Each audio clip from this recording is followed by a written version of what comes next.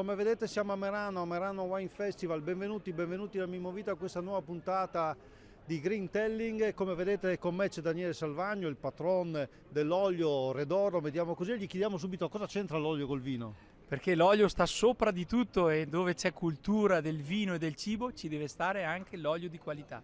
Allora, grazie Daniele. Questo è sostanzialmente il quadro di cui vi parleremo oggi, ma vi parleremo anche molto di acqua, di consorzi di bonifica, molto di innovazione, vi parleremo anche appunto del bello che qua viene proposto. Sigla.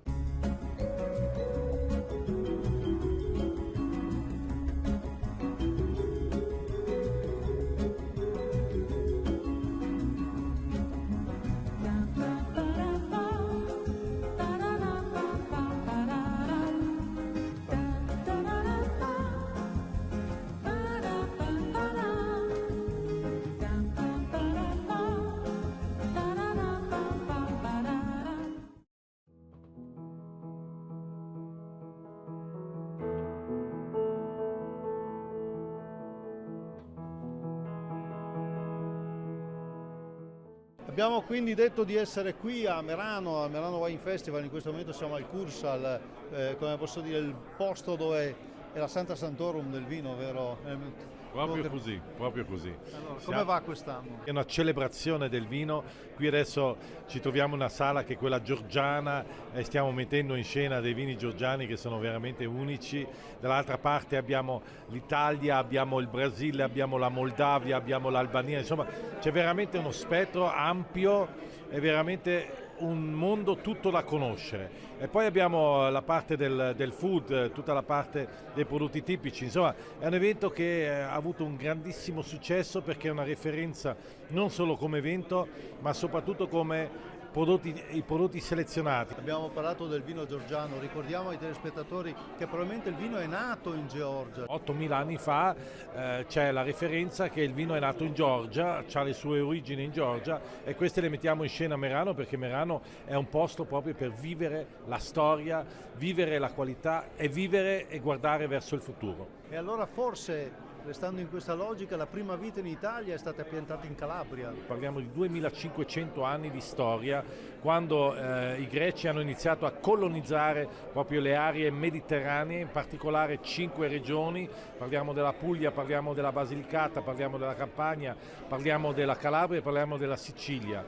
E il primo porto dove i greci sono venuti è proprio la Calabria, e parliamo della parte di Cirò.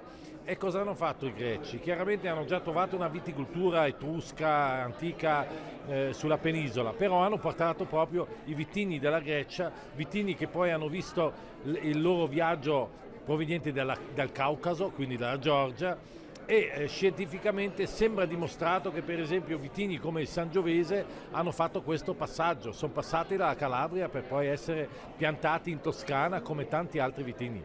Allora, dopo questo viaggio diacronico nella storia, veniamo a noi. Allora, qual è il futuro del vino? Merano cosa ci presenta?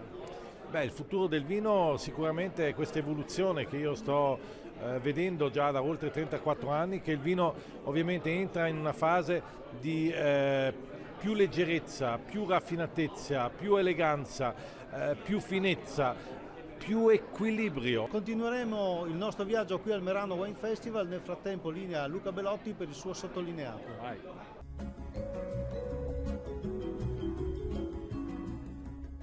Ciao Mimmo, oggi parliamo di fitofarmaci. Lo spunto mi viene da un articolo del Sole 24 Ore a firma Cappellini su questo tema. E in questi anni ogni volta che parliamo di fitofarmaci assistiamo a delle scene ricorrenti, magari qualcuno sviene, qualcun altro invoca il ritorno della natura e addirittura magari qualcuno ancora sogna un mondo in cui le piante crescono da sole, felici e contente, cantando, magari sorridendoci come nei cartoni animati. Poi per fortuna arrivano i dati, e i dati raccontati dalla Cappellini sul Sole 24 Ore sono un po' meno fiabeschi.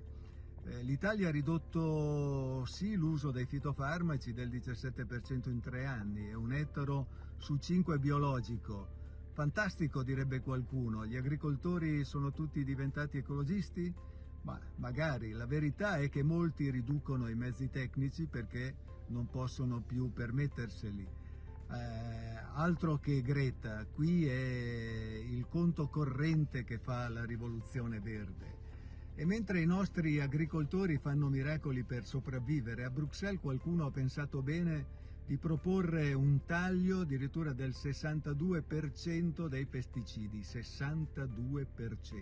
Quindi consideriamo la chimica questa grande imputata. Naturalmente non dico che sia tutto perfetto, ci sono stati e ci sono fitofarmaci che vanno migliorati, magari qualcuno sostituito, regolati, utilizzati da tecnici con le opportune cautele, ma la soluzione non è togliere strumenti ai contadini come se fossero dei bambini irresponsabili che non sanno cosa fare. La soluzione migliore è l'impiego intelligente dei fitofarmaci con tecnologie di precisione, ad esempio con droni, con sensori, e dove è possibile innovare con magari molecole più selettive e biocontrolli più accurati. E poi, per carità, il biologico è bellissimo, chi non ama l'idea del cibo naturale, coltivato come una volta, con tranquillità, magari con la musica di sottofondo. Peccato, perché se domani comunque facessimo tutto bio avremo il 60-70% di raccolto in meno e quindi non potremmo sfamare la popolazione mondiale.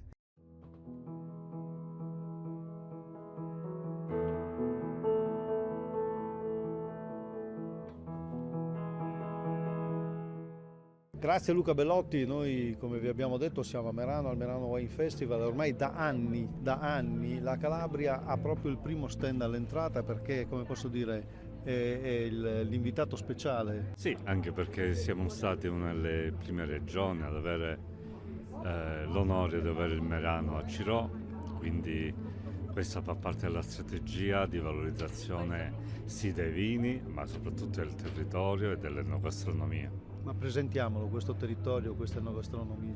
La Calabria si presenta con un'enologia molto particolare, con grandi vitigni, con una grande biodiversità. In questa sera noi portiamo nella Gourmet Arena 9 aziende dell'enogastronomia di qualità.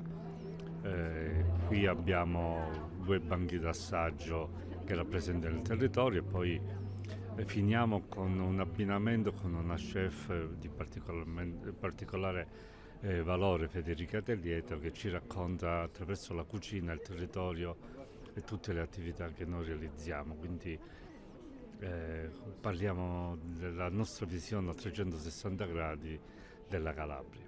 Ecco, una Calabria che da questo punto di vista è davvero straordinaria, vero? Sì, da qualche anno stiamo facendo un lavoro importante per quanto riguarda la valorizzazione delle produzioni e ampliamo anche questa nostra idea con una nuova iniziativa che è il Sol Sud, che si svolgerà a Catanzaro Lido il 19 e il 20 di dicembre. Quindi l'olio rappresenta un prodotto di eccellenza, una delle produzioni di maggiore spicco, di maggior fatturato, quindi con tutto il supporto operativo di Regione e di ARSAC. Una bella sfida anche questa. Qui a Merano abbiamo veramente raccontato tutto il territorio calabrese attraverso sapori, odori e suggestioni di Calabria. Mi piace sempre attraverso il piatto raccontare il territorio, attraverso storie di produttori piuttosto che allevamenti, insomma è sempre bello creare. Noi puntiamo moltissimo alla qualità con una varietà di prodotti veramente incredibile, la nostra biodiversità è notevole e ne abbiamo dato prova proprio questa mattina con un'insalata di legumi e cereali dove c'erano, non voglio esagerare, ma almeno 35 varietà di fagioli, tutti calabresi. Se c'è un ingrediente al quale non rinunci? La melassa di fico, senza dubbio. Credo che abbia il potenziale quasi come quello dell'aceto balsamico.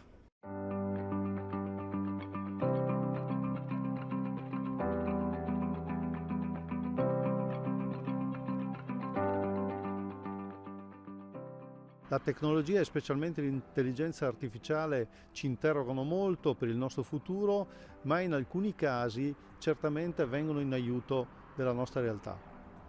Siamo all'idrovora dei Lanzoni, al bordo della laguna nord di Venezia, gestita dal Consorzio di Bonifica del Veneto Orientale, sopra la quale, sul tetto della quale è stato installato un sistema di rilevazione che corrisponde ad un altro posizionato in un'analoga idrovora vicino a Jesolo, che monitorerà il traffico di volatili tra questi due tratti in un determinato periodo. Questo serve per capire che tipo di popolazione di avifauna insiste in questo territorio ed ipotizzare l'eventuale spostamento del traffico di gomma e non solo di gomma, naturalmente, da questo territorio, che è uno dei più interessati dal punto di vista turistico. Non solo avifauna, studio dell'avifauna, ma anche delle condizioni meteo, dei livelli delle acque, e questo monitorizza attraverso uno specifico algoritmo un monitoraggio continuo evoluto di quello che è l'attuale sistema di controllo da parte del Consorzio di Bonifica di questo territorio, in modo tale di avere perennemente H24 e tutti i giorni del mese una situazione in tempo reale di che cosa sta succedendo in questo territorio. Torneremo su questo argomento, Greentelling continua.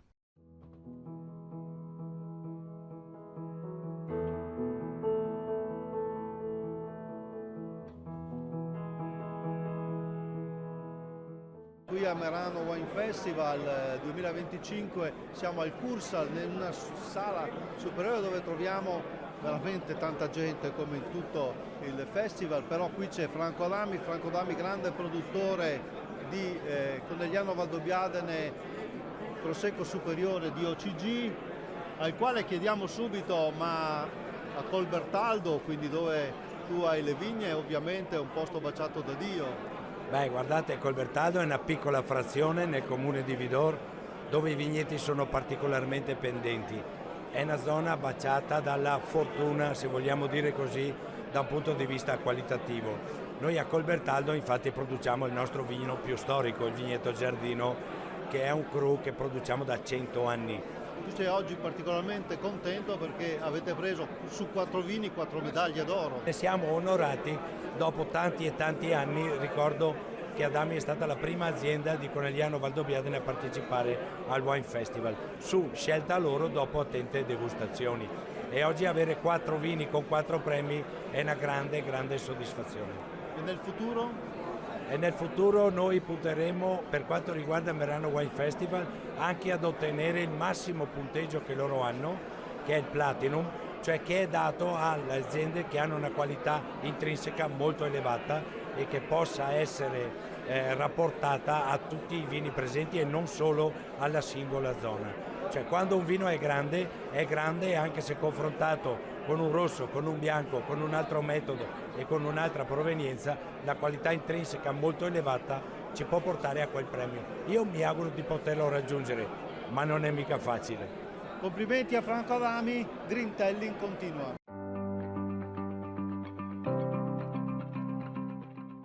Forse non riuscite a sentire in sottofondo il rumore degli aerei, ma siamo nella laguna nord di Venezia, a 2 passi dall'aeroporto di Tessera. Fabio Masci è il responsabile di una importante azienda italiana che in questo momento ha delle tecnologie interessanti con l'intelligenza artificiale che possono essere certamente applicate per usi civili ma anche a difesa dell'ambiente. Effettivamente il nostro sistema nasce proprio da questo concetto, cioè attraverso la rilevazione e lo studio dei comportamenti degli uccelli capire come poter regolare, ottimizzare quello che è l'impatto antropico nel rispetto di quello che è l'ecosistema e l'ambiente e le creature che lo vivono. Quindi ci sono delle telecamere ad alta definizione? Sì, il sistema è composto da telecamere ad altissima definizione, sono 4K minimo 25 frame al secondo che sono collegate a un server HPC, quindi alte performance, con dentro delle schede grafiche Nvidia professionali che costantemente in tempo reale monitorizzano, scannerizzano l'ambiente e se rilevano la presenza di un volatile viene questo registrato e vengono considerati tutta una serie di parametri che è possibile verificare appunto dal sistema, ovvero la numerosità, la posizione nello spazio 3D, la traiettoria, la quota, la distanza dalla telecamera e soprattutto la specie. A quanto la telecamera vede appunto volare un uccello? Superiamo i 3 km di distanza dalla telecamera, il che vuol dire che per esempio un aeroporto con una pista di 3 km ha bisogno di solo 3 telecamere per coprire non solo il sito aeroportuale ma anche i sentieri di avvicinamento degli aeroplani. C'è un problema che si chiama bird strike, ovvero come posso dire l'impatto degli uccelli sugli velivoli e qualche volta creano anche dei disastri. Ha una duplice valenza il bird strike. Dal punto di vista dell'incidente, chiaro, possono esserci dei danni economici fino alla morte delle persone con incidenti catastrofici, ma di sicuro a prescindere dai danni che un aereo subisce, un uccello muore, per cui è nostro interesse cercare di ridurre il più possibile questa problematica. L'obiettivo, a dire il vero, del monitoraggio è quello di rilevare i comportamenti degli uccelli per, attraverso tutta una serie di tecniche, poterli allontanare in maniera incruenta per fargli capire che quello non è un posto sicuro dove stare e tramite questa attività ridurre il rischio che ci possa essere questa collisione. Quindi un doppio vantaggio per l'ambiente e per l'uomo. Qui c'è intelligenza italiana e intelligenza artificiale. Assolutamente sì, siamo orgogliosamente italiani, tutto quello che è stato fatto dal punto di vista degli algoritmi di intelligenza artificiale è stato realizzato dai nostri ragazzi e ragazze italiani e questo ci ha consentito di ottenere anche 16 brevetti in diverse parti del mondo, quindi Russia, Cina, Stati Uniti e Europa. L'intelligenza artificiale come interviene? Ci sono diversi momenti, no? C'è un momento di addestramento per la creazione di un modello attraverso il quale noi alleniamo gli algoritmi che poi sono rischierati sul campo e poi sul campo l'intelligenza artificiale in base all'addestramento ricevuto se riconosce l'oggetto per cui è stata addestrata lo evidenzia come oggetto target. Intervento abbastanza innovativo e come dire alla frontiera rispetto a un certo tipo di approccio sul monitoraggio in ambito lagunare. In questo caso si utilizzano delle webcam che sfruttano anche applicazioni di intelligenza artificiale che sperimentiamo, se daranno risultati importanti potranno essere utilizzate a vasta scala anche per altri tipi di monitoraggio. Direttore, qui però siamo nella storia della bonifica, proprio da qui forse è cominciata la storia della bonifica italiana. Possiamo dire che qui è iniziata la storia della bonifica moderna, qui a San Donà di Piave nel 1922 si tenne un congresso in cui furono gettate le basi per la bonifica come la conosciamo oggi già nel millennio successivo, insomma, con il contributo importante all'epoca anche di figure illuminate come quella di Silvio Trentin. E quindi oggi la bonifica come si differenzia da ieri? Ma non è che si differenzi, ci sono continue declinazioni legate anche alle variazioni dell'uso del suolo, alle variazioni climatiche e anche alla variazione dei bisogni che la popolazione ha rispetto alla gestione territoriale. È un continuo sviluppo che dal 1922 ad oggi ha sempre avuto delle variazioni, non dico ogni anno, ma insomma con ciclicità molto, molto frequente. Perché ricordiamo che questo territorio, se non ci fosse la bonifica, sarebbe molto diverso. Sarebbe un territorio completamente inospitale, non abitato. Qui attualmente sono residenti circa 200.000 persone in questo territorio, che durante il periodo estivo raddoppio per le notevoli presenze turistiche. Ovviamente senza la bonifica tutto ciò non sarebbe possibile.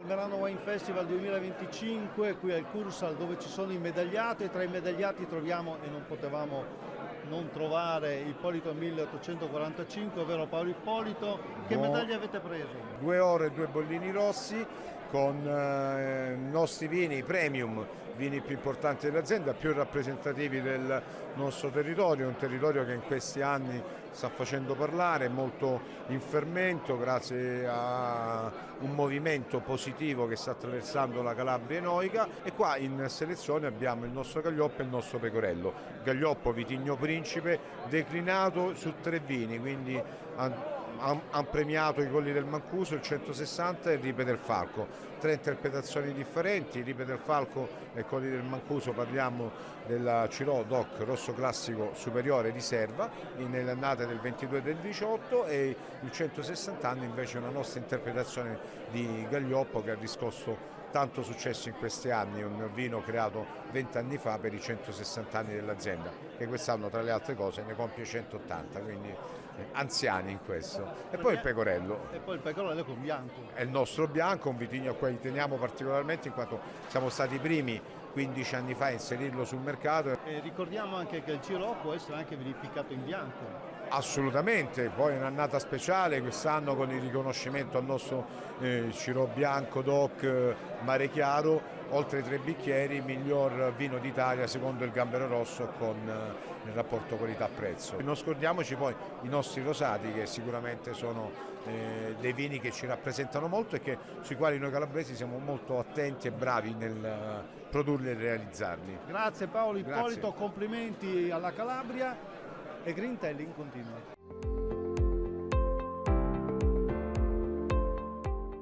In provincia di Caserta, in Campania, i giovani fanno nascere delle belle realtà ovviamente legate all'agricoltura, all'ambiente, ai cavalli. Quante cose fate? Allora, noi siamo un agriturismo che ci troviamo appunto in provincia di Caserta, abbiamo circa 22 cavalli e quindi abbiamo tutta la scuola di equitazione associata alla Federazione Italiana degli Sport Equestri e facciamo produzione di olio, di fieno, di vino e di tutti i prodotti orticoli. Siamo un'azienda agricola in conversione biologica, abbiamo anche una piccola spa nella quale facciamo tutti i trattamenti a base di olio di oliva, appunto con il nostro olio d'oliva. Abbiamo un bistrò nel quale serviamo solo prodotti tipici locali, quelli prodotti da noi e quelli che prendiamo dalle piccole aziende agricole del territorio. Ma perché vi chiamate Family Farm? Perché in realtà questo è un progetto di famiglia e quindi all'inizio, diciamo, quando eravamo lì che dovevamo decidere un nome, siccome siamo soci, io, i miei fratelli, poi c'è mio padre, c'è mia madre anche che è l'amministratrice, e abbiamo detto perché non chiamarla Family, intesa come la nostra famiglia, e Farm per avvicinarci al mondo, no, della fattoria, quindi con gli animali, con le produzioni orticole, con la trasformazione di tutti i nostri prodotti. Quanto è bella la campagna e soprattutto quanto è bella l'agricoltura? Bellissima, bellissima, ci crediamo tanto in questo progetto, ci stiamo investendo molto perché crediamo tanto anche in tutto quello che è un progetto di sostenibilità e abbiamo installato i pannelli fotovoltaici, siamo un'azienda agricola come dicevo in conversione biologica, utilizziamo principalmente l'acqua del nostro pozzo per irrigare. Vino e olio? Vino e olio, sì, da quest'anno siamo entrati anche a far parte di una guida a livello internazionale di oli e siamo molto fieri di questo e sì, facciamo anche la produzione del fieno per i nostri cavalli che sono i nostri primi e migliori amici. Grazie allora, grazie a Maria Gaeta, complimenti, Grintelling continua.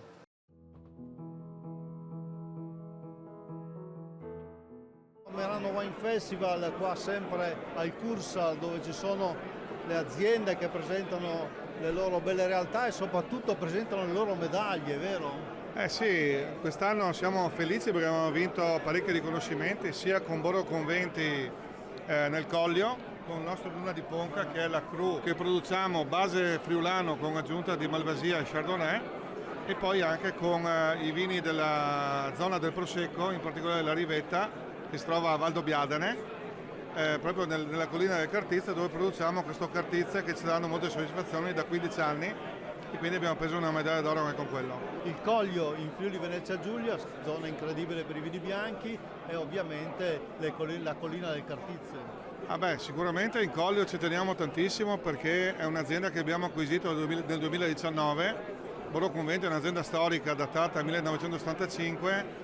La proprietà, la famiglia Bonetti Polegato ci teneva ad allargare, diciamo, le nostre proprietà anche oltre il confine Veneto. Abbiamo 5 tenute in Veneto e questa è la sesta, di cui andiamo molto orgogliosi perché la stiamo anche portando, diciamo, ai vecchi albori, cercando di valorizzare quelli che sono i vitigni autoctoni del Collio, partendo dal friulano, Sauvignon, dopo anche il Pinot Grigio, che pur essendo internazionale. Sappiamo che il Conegliano Valdobbiadene quest'anno come vendemmia è andata bene, quindi si aspetta un gran prodotto.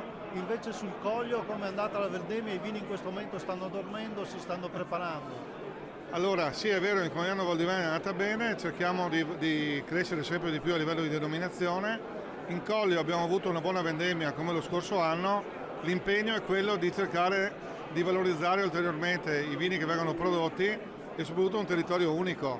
Quindi continuiamo anche con il consorzio a fare molti incoming di giornalisti esperti del settore, ma soprattutto quello di portare anche i nostri clienti a visitare i vigneti, l'azienda, il territorio. Con Gorizia anche, diciamo, capitale della cultura, questo ci ha aiutato a portare persone e a creare degli ambassador che possano parlare del Friuli dappertutto. Noi lavoriamo in 135 paesi, Borgo Conventi è presente già in una settantina e quindi stiamo facendo la nostra parte. Grazie a Flavio Geretto, allora è a Villa Sandi e Green Telling non si ferma qui ma continua.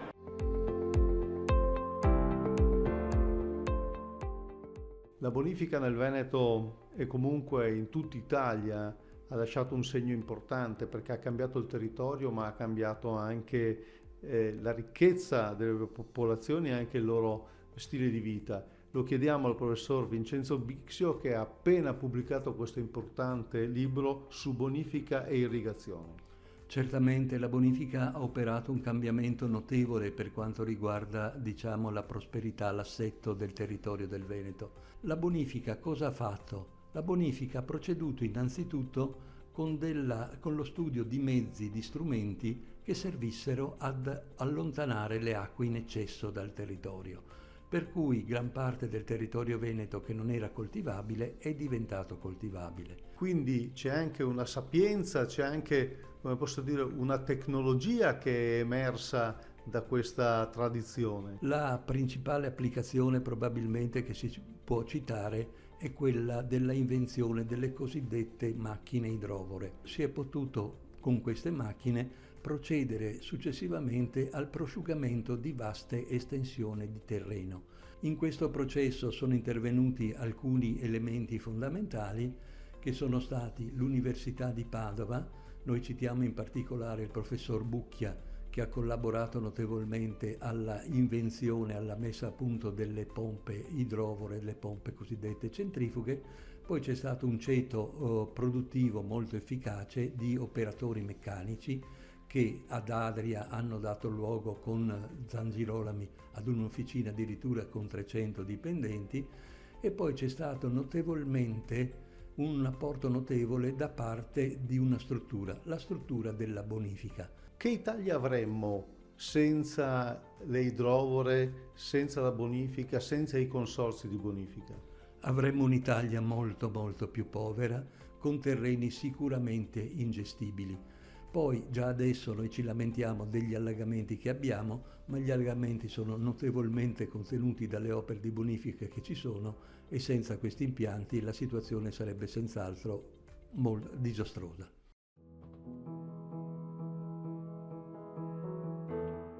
Chiudiamo questa puntata di Green Telling qui da Merano e lo facciamo con il presidente dell'Enoteca Calabrese Gennaro Convertini, qui proprio nel wine corner vostro, perché abbiamo detto, l'abbiamo ripetuto più volte durante la trasmissione, il vino calabrese ormai, come posso dire, è veramente in prima fila.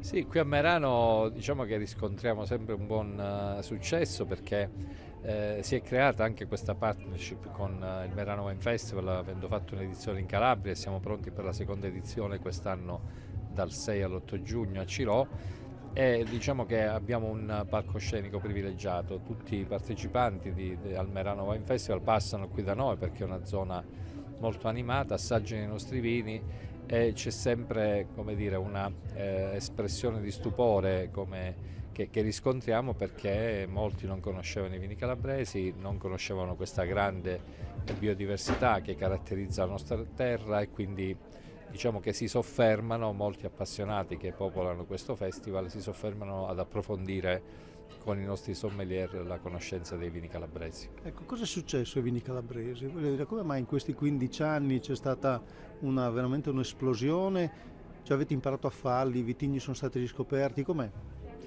Ma quello che dice sempre il nostro assessore, le aziende hanno saputo gestire il trapasso generazionale, un approccio diverso da parte dei giovani che ha portato ad un aumento della qualità, ma non solo, secondo me c'è pure un mercato che adesso diventa un po' più ricettivo rispetto a quelle che sono le curiosità, come dicevo prima, le varietà autoctone, vini nuovi, vini ovviamente che devono essere di qualità. Io dico sempre la qualità ormai è un prerequisito che le aziende devono avere, però il prodotto deve essere arricchito di altri valori e noi, come dire, non solo valori che aggiungono le aziende, ma noi come territorio, a partire dal nostro claim, che è dove tutto è cominciato, che impregna i nostri vini della grande storia che abbiamo, c'è poi tutto l'aspetto della biodiversità e poi insomma la diversità dovuta ai diversi territori che abbiamo, dalla montagna fino al mare, dal Tirreno allo Ionio, dall'Aspromonte alla Sile al Pollino, che fanno il resto. Grazie a Gennaro Convertini. Ricordo che la Calabria non è soltanto mare, la Calabria è molta montagna, è collina,